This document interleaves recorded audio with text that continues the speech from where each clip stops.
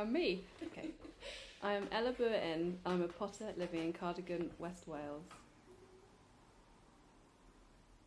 My work is tactile and imperfect, with storytelling at its heart.